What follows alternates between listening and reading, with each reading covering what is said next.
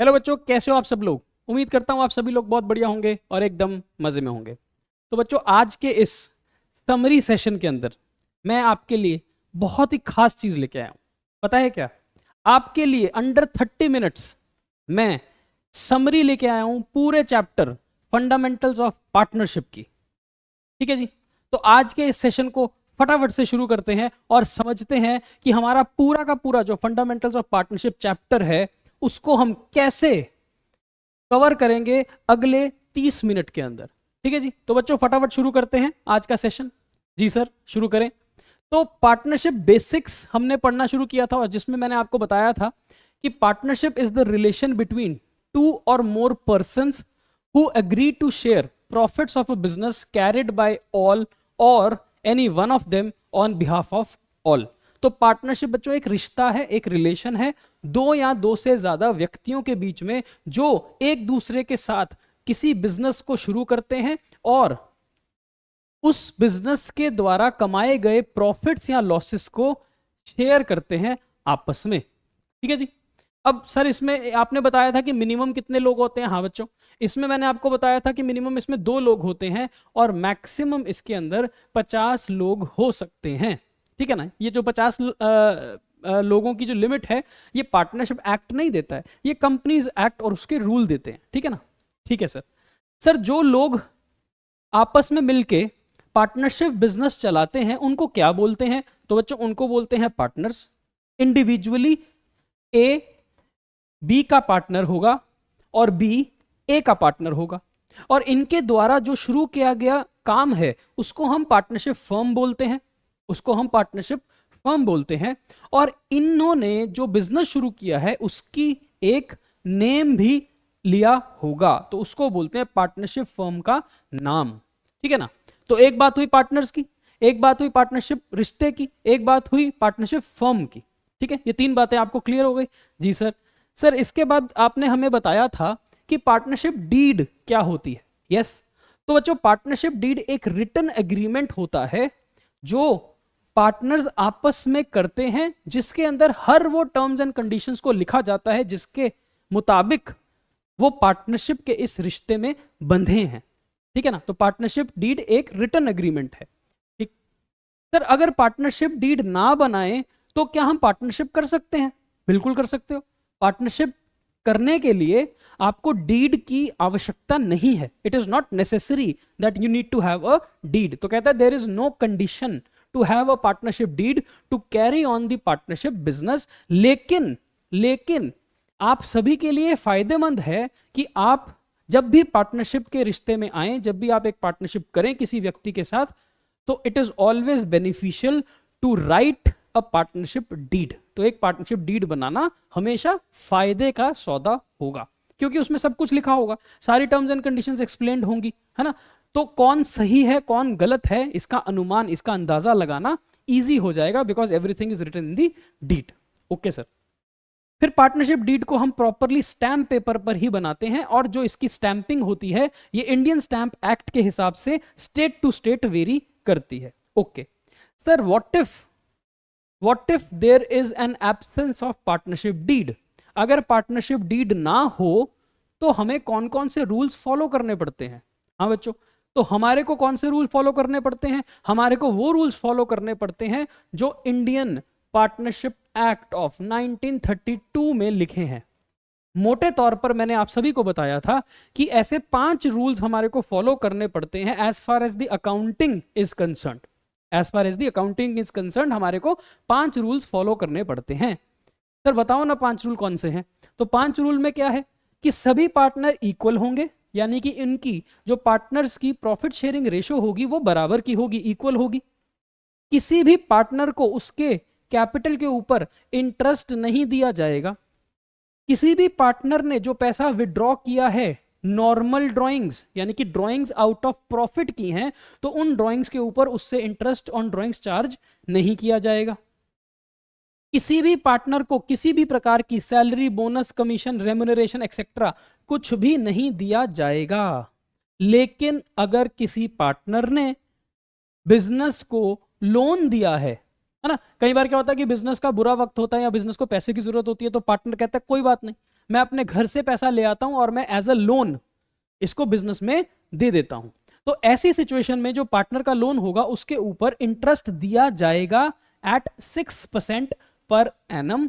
और बच्चों ये याद रखने वाली बात है, इंटरेस्ट ऑन लोन एक एक्सपेंस है, बिजनेस का एक एक्सपेंस होता है, इसीलिए इसको प्रॉफिट एंड लॉस अकाउंट की डेबिट साइड पर डाला जाता है, ना कि profit and loss appropriation account में।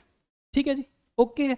5 रूल्स हमें समझ आते हैं। या तो डीड ना हो तो ये 5 रूल्स लगेंगे, या फिर अगर डीड साइलेंट होगी किसी भी इन 5 मुद्दों पर, आपने डीड बनाई लेकिन इन 5 में से कोई एक मुद्दा नहीं डाला, फॉर एग्जाम्पल डीड तो बना दी पर उसमें लिखना भूल गए कि पार्टनर को सैलरी देंगे कि नहीं देंगे, तो बताओ क्या सैलरी दोगे? नो, आप सैलरी नहीं दोगे।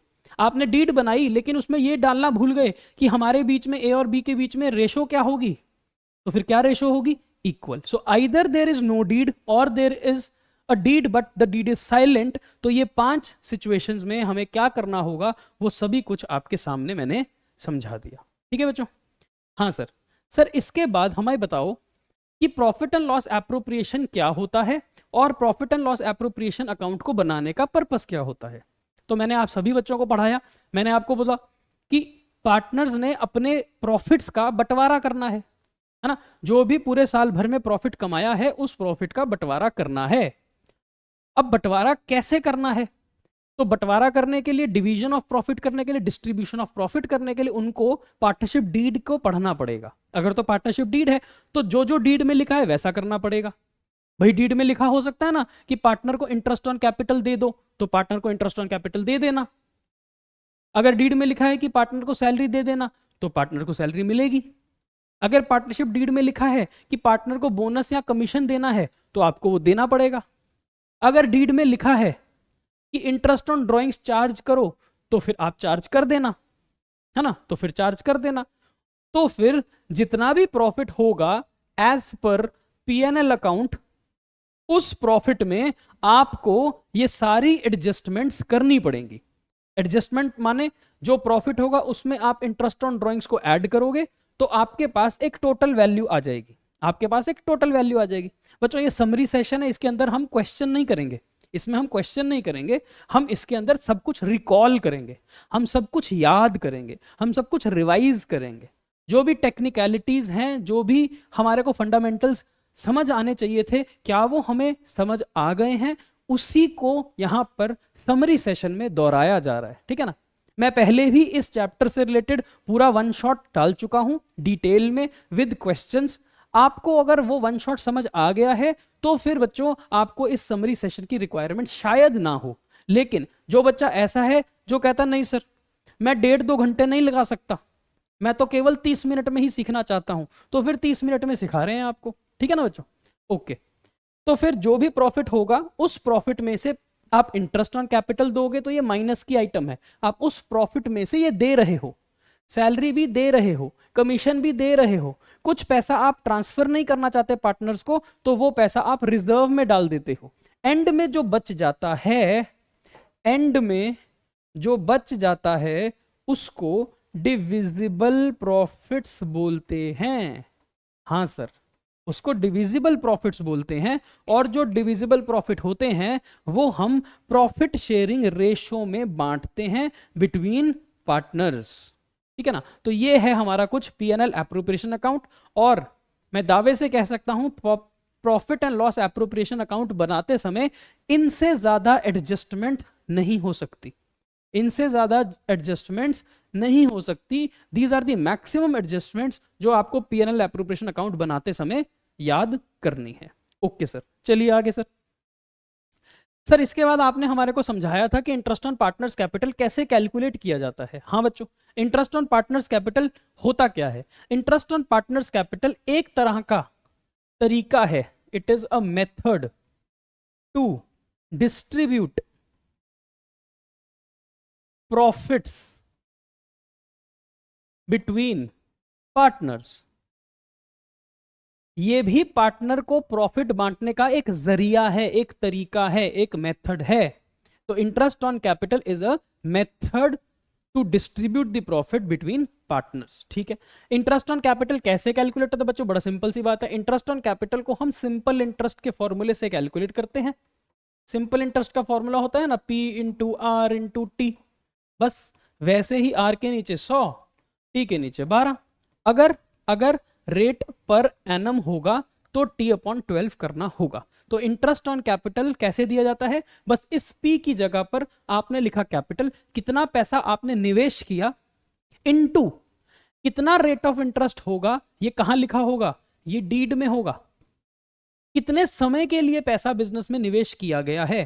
फॉर एग्जाम्पल, अगर किसी पार्टनर ने स्टार्टिंग में पैसा लगाया है तो उसको पूरे साल भर का इंटरेस्ट मिलेगा, तो उसको पूरे साल भर का इंटरेस्ट मिलेगा। लेकिन अगर किसी पार्टनर ने बीच में पैसा लगाया है तो फिर उसको यहां से इंटरेस्ट मिलेगा। ये जो टाइम है इसको इस तरह से कैलकुलेट किया जाता है। तो इंटरेस्ट ऑन कैपिटल कैसे कैलकुलेट करते हैं, यह आपको रिकॉल हो गया है। ठीक है ना? हाँ सर। इसके बाद आता है इंटरेस्ट ऑन पार्टनर्स ड्राइंग। इसके बाद आता है इंटरेस्ट ऑन पार्टनर्स ड्राइंग। तो इंटरेस्ट ऑन पार्टनर्स ड्राइंग को मैंने आप बच्चों को सिखाया था कि 4 तरीके बनते हैं इस इंटरेस्ट ऑन ड्राइंग्स को कैलकुलेट करने के। 4 तरीके बनते हैं इंटरेस्ट ऑन ड्राइंग्स को कैलकुलेट करने के। पहला तरीका तो ये है कि अगर डेट ऑफ ड्राइंग मिसिंग है, अगर डेट ऑफ ड्राइंग्स है ही नहीं सवाल के अंदर, फिर क्या करेंगे? सर, इंटरेस्ट ऑन ड्राइंग्स का फॉर्मूला तो वही रहेगा ना, सिंपल इंटरेस्ट वाला। मैंने कहा बिल्कुल सही, वही रहेगा। Drawings into rate of drawings into time period divide by 12 और रेट के नीचे 100 रहेगा। तो इंटरेस्ट ऑन ड्राइंग्स का फॉर्मूला सेम, कोई फर्क नहीं है उसके अंदर, सिंपल इंटरेस्ट का फॉर्मूला है। लेकिन सर, अगर हमारे को यही ना बताए सवाल कि पैसा किस दिन विड्रॉ किया गया, अगर सवाल हमारे को यही ना बताए कि पैसा किस दिन विड्रॉ किया गया, देन बच्चों हम इस टाइम को हम एज्यूम कर लेते हैं 6 महीने। हम इस टाइम को एज्यूम कर लेते हैं 6 महीने। ठीक है ना? If date of drawing is not given in the question, आप एज्यूम कर लोगे कि हमारा टाइम जो है वो 6 मंथ का है, यानी कि आप half rate of interest charge करोगे, आधा रेट ऑफ इंटरेस्ट चार्ज करोगे। ठीक है सर। उसके बाद हमने आपको 2 मेथड और कराए थे, सिंपल मेथड और प्रोडक्ट मेथड। सिंपल मेथड और प्रोडक्ट मेथड, ये दोनों मेथड कब लगते हैं? ये दोनों मेथड तब लगते हैं जब आपको डेट ऑफ ड्राइंग के साथ अमाउंट ऑफ ड्राइंग दिया हो। जब सवाल आपको बता दे कि इस दिन पार्टनर ने इतना पैसा विड्रॉ किया, इस दिन पार्टनर ने इतना पैसा विड्रॉ किया, इस दिन पार्टनर ने इतना पैसा विड्रॉ किया, एंड सो ऑन। तो जब आपके पास डेट ऑफ ड्राइंग और अमाउंट ऑफ ड्राइंग होगा और वो बहुत सारे होंगे, तो फिर आप या तो सिंपल मेथड का इस्तेमाल करोगे या आप प्रोडक्ट मेथड का इस्तेमाल करोगे। सर कैसे?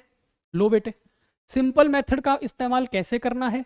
तो सिंपल मेथड में बेटे फॉर्मूला तो सेम ही रहेगा, drawing into rate into time upon 100 and upon 12, formula तो सेम रहेगा। लेकिन सिंपल मेथड का मतलब ये है कि ये जो फॉर्मूला है ना, ये जो फॉर्मूला है, ये आप हर डेट पर लगाओगे, हर डेट पर लगाओगे। इस फॉर्मूले को यहां भी लगाओगे, इस फॉर्मूले को यहां भी लगाओगे, इस फॉर्मूले को यहां भी लगाओगे। सर बताओ ना कैसे? लो, 1 फरवरी को पार्टनर ने 2000 रुपए विड्रॉ किए, 1 फरवरी को पार्टनर ने 2000 रुपए विड्रॉ किए और साल खत्म होता है अगर 31 दिसंबर, यानी कि अगर हम कैलेंडर ईयर फॉलो कर रहे हैं, तो इंटरेस्ट ऑन ड्राइंग्स कैसे कैलकुलेट होगा? तो 2000 रुपए becomes the drawing amount, 2000 into rate, rate कितना है? 15%, तो रेट अपॉन 100, ये भी ओके हो गया।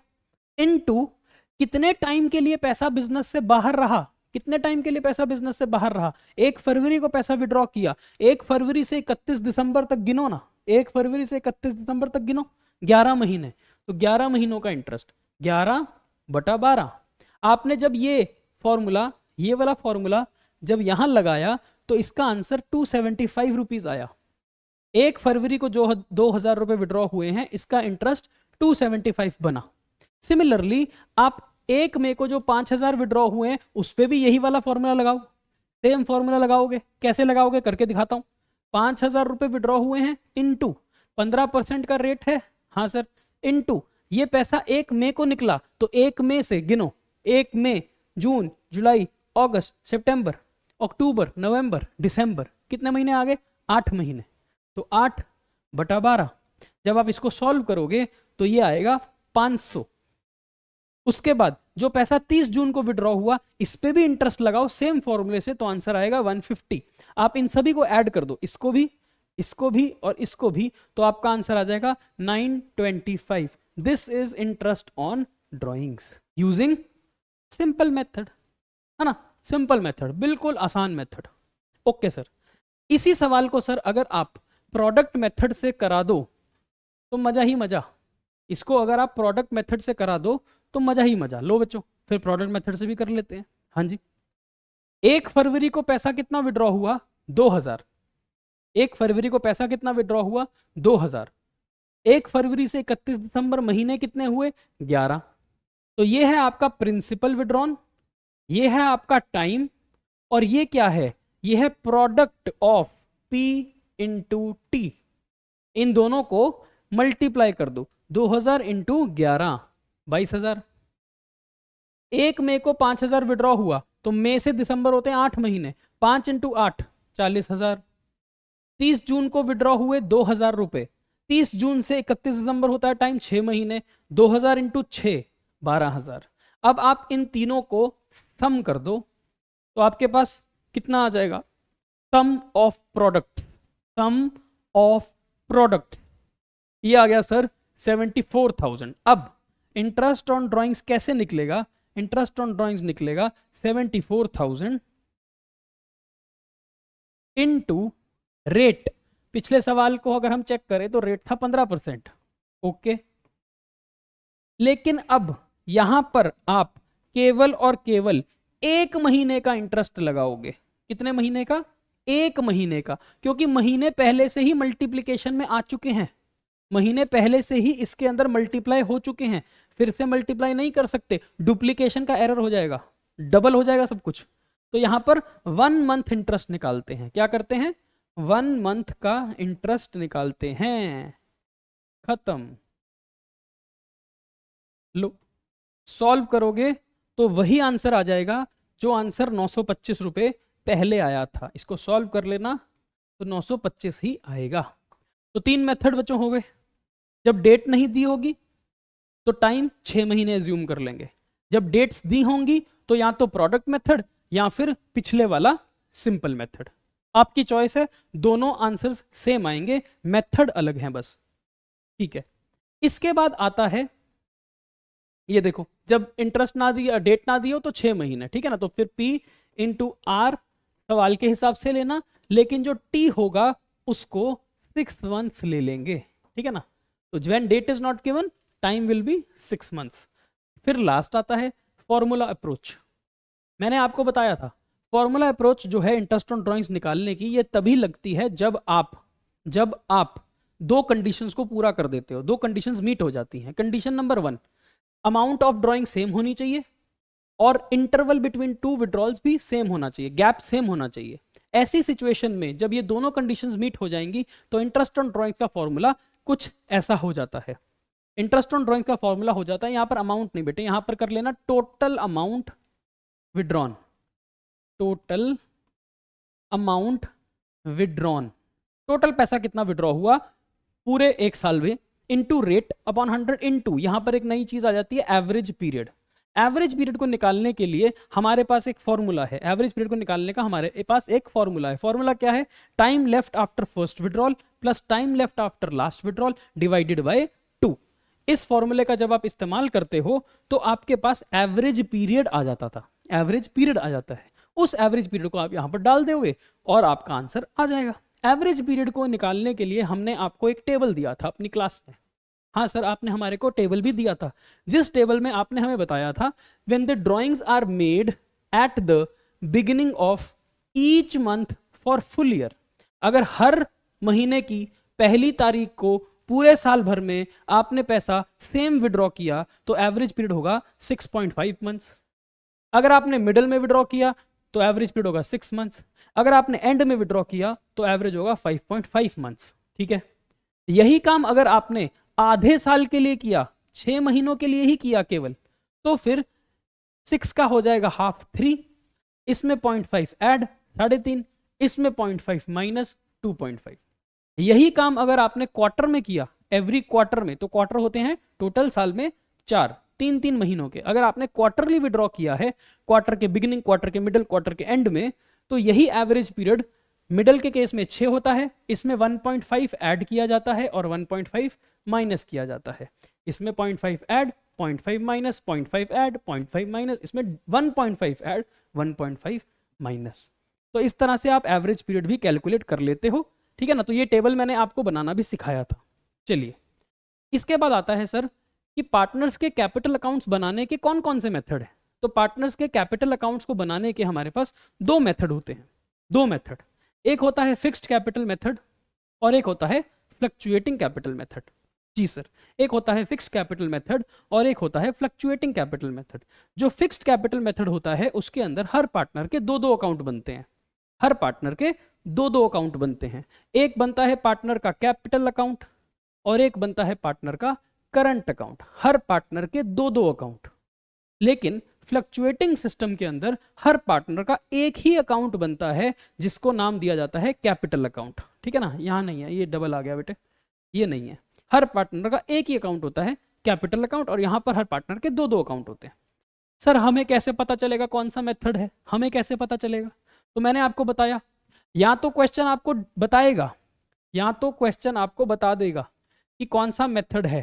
क्वेश्चन में गिवन होगा मेथड, तो जो बोलेगा वैसा कर देना, do as directed by the question, जो क्वेश्चन ने बोला वो आपने करना है। लेकिन सर अगर क्वेश्चन साइलेंट होगा, अगर क्वेश्चन साइलेंट होगा, ये नहीं बताएगा कि हमें कौन सा मेथड फॉलो करना है, तो बताओ ना हम कौन सा मेथड फॉलो करेंगे। तो अगर क्वेश्चन साइलेंट होगा तो हम फॉलो करेंगे फ्लक्चुएटिंग मेथड, ठीक है।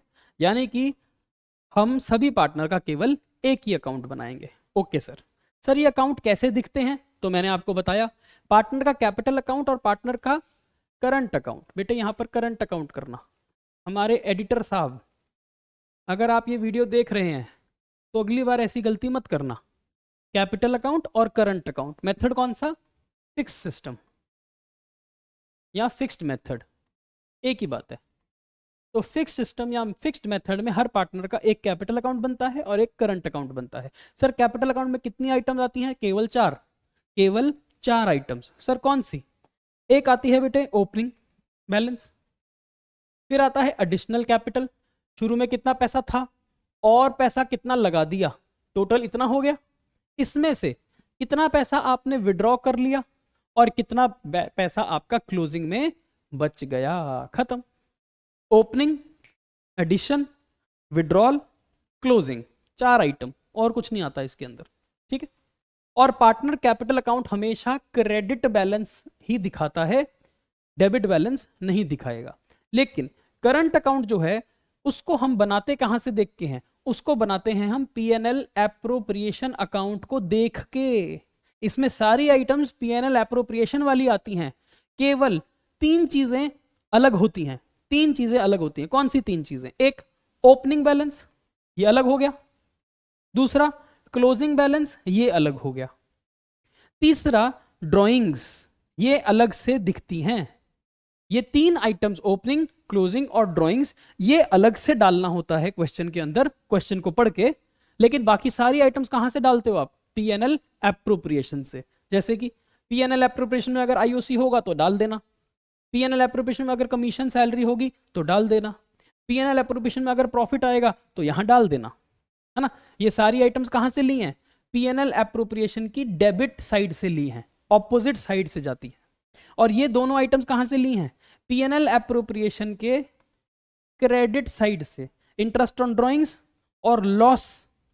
सर लेकिन आपने यहां पर यह भी तो बताया था हमारे को कि जो करंट अकाउंट होता है उसमें ओपनिंग बैलेंस क्रेडिट भी हो सकता है और ओपनिंग बैलेंस डेबिट भी हो सकता है। बिल्कुल सही। सिमिलरली क्लोजिंग बैलेंस क्रेडिट भी हो सकता है और क्लोजिंग बैलेंस डेबिट भी हो सकता है, ठीक है। ये डिपेंड किस पे करता है? ये डिपेंड करता है आपके प्रॉफिट पे, आपके लॉस पे, ड्राइंग्स पे, है ना, इन चीज़ों पे डिपेंड करता है इसका बैलेंस क्या आने वाला है। ओके, हाँ सर, तो फिक्स कैपिटल सिस्टम तो हमको समझ आ गया। अगर हम इन दोनों अकाउंट्स को जोड़ दें, अगर हम इन दोनों अकाउंट्स को कंबाइन कर दें, जोड़ दें, तो हम कौन से मेथड पर पहुंच जाएंगे? तो हम पहुंच जाएंगे फ्लक्चुएटिंग कैपिटल मेथड या फ्लक्चुएटिंग कैपिटल सिस्टम पे। तो ये है कंबाइंड अकाउंट, हर पार्टनर का एक ही अकाउंट। इसमें भी एक ओपनिंग बैलेंस होगा, इसमें भी एक क्लोजिंग बैलेंस होगा, इसमें एडिशनल कैपिटल होगा, इसमें कैपिटल विड्रॉल होगा, इसमें ड्राइंग्स होंगी, है ना, इसमें ड्राइंग्स होंगी। उसके बाद क्या है? उसके बाद सारी आइटम कहाँ से लिए हैं? P&L एप्रोप्रिएशन से। ये देखो, ये same IOC commission salary profit, IOD और लॉस, ठीक है ना। फिर सर इसमें भी ओपनिंग बैलेंस कहीं पे भी आ सकता है, बिल्कुल सही, इसमें ओपनिंग बैलेंस कहीं भी आ सकता है, क्लोजिंग बैलेंस कहीं भी आ सकता है, ठीक है ना। तो फ्लक्चुएटिंग सिस्टम के अंदर जो कैपिटल अकाउंट होता है उसके अंदर डेबिट बैलेंस भी हो सकता है, क्रेडिट बैलेंस भी हो सकता है, जीरो बैलेंस भी हो सकता है। लेकिन जो फिक्स सिस्टम है उसके अंदर करंट अकाउंट में तो कोई भी बैलेंस आ सकता है, लेकिन कैपिटल अकाउंट में हमेशा हमेशा क्रेडिट बैलेंस या फिर जीरो बैलेंस हो सकता है, डेबिट बैलेंस नहीं हो सकता। ओके सर, बड़ी जल्दी जल्दी आपने करा दिया। हाँ बेटे, 30 मिनट्स की समरी देने का वादा है, 30 मिनट्स की समरी देने का वादा है। पास्ट एडजस्टमेंट, इसके बाद हमारा टॉपिक आया था बेटे पास्ट एडजस्टमेंट का। पास्ट एडजस्टमेंट का मतलब क्या था? पास्ट एडजस्टमेंट का मतलब ये था कि अगर किसी पार्टनर के प्रॉफिट्स बांटते समय कोई गलती हो जाए, अगर किसी पार्टनर को प्रॉफिट्स देते समय अगर कोई गलती हो जाए तो उस गलती को सुधारना पड़ता है, उस गलती को आपको सुधारना पड़ता है। सुधारने के लिए आपको एक जर्नल एंट्री का सहारा लेना पड़ता था। वो जर्नल एंट्री क्या थी? वो जर्नल एंट्री थी, जिस पार्टनर को फायदा हुआ उस पार्टनर को डेबिट कर दो, जितना फायदा हुआ उतने पार्टनर को डेबिट कर दो, और जिस पार्टनर को नुकसान हुआ उस पार्टनर को क्रेडिट कर दो। डिपेंडिंग, कैपिटल को क्रेडिट डेबिट करना है कि करंट को डेबिट क्रेडिट, वो किस पे डिपेंड करेगा? फिक्स सिस्टम है या फ्लक्चुएटिंग है? फिक्स्ड है तो करंट अकाउंट से एडजस्टमेंट होगी, फ्लक्चुएटिंग है तो कैपिटल अकाउंट से एडजस्टमेंट होगी। एडजस्टमेंट करने के लिए हमने क्या बताया था आपको? मैंने आपको बताया था कि आप एक एडजस्टमेंट का टेबल बनाओगे। जिस एडजस्टमेंट का टेबल बनाओगे आप एक, जिस एडजस्टमेंट के अंदर सबसे पहले आप लिखोगे राइट, क्या मिलना चाहिए था, रॉन्ग, क्या मिल गया। फॉर एग्जाम्पल, आपने 10,000 रुपए प्रॉफिट्स बांटने थे और आपने अगर सही बांटे होते तो इसको 5,000 मिलते और इसको 5,000 मिलते, लेकिन आपने तो गलती करी। गलती ये करी कि आपने इस 10,000 को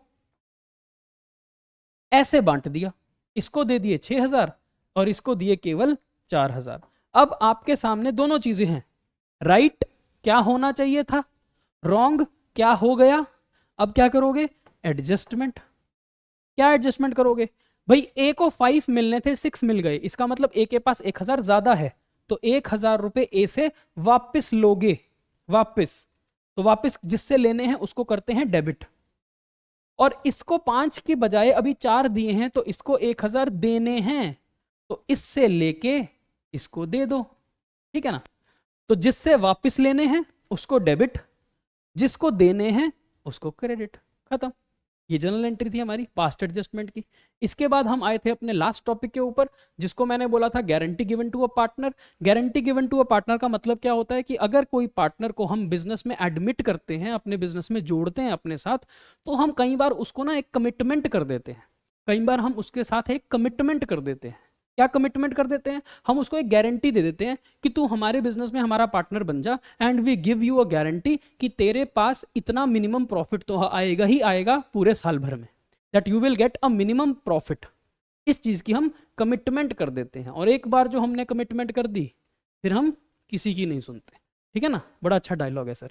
हाँ, तो मिनिमम प्रॉफिट मिलने की अगर हम किसी पार्टनर को गारंटी कर दें तो वो टॉपिक था guarantee given to a partner. अब ये गारंटी कौन करता है? गारंटी सभी पार्टनर कर सकते हैं अपनी प्रॉफिट शेयरिंग रेशो में, है ना।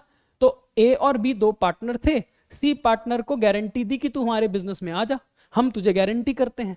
तो ए और बी ने गारंटी दी है किस रेशो में? अपनी प्रॉफिट शेयरिंग रेशो में, ठीक है। क्या सर केवल एक ही पार्टनर गारंटी भी दे सकता था? हाँ, एक पार्टनर भी गारंटी दे सकता है, अकेला ए, अगर अकेला ए गारंटी देगा तो ये होगी guarantee given by A to C, अगर अकेला बी करेगा तो guarantee given by B to C.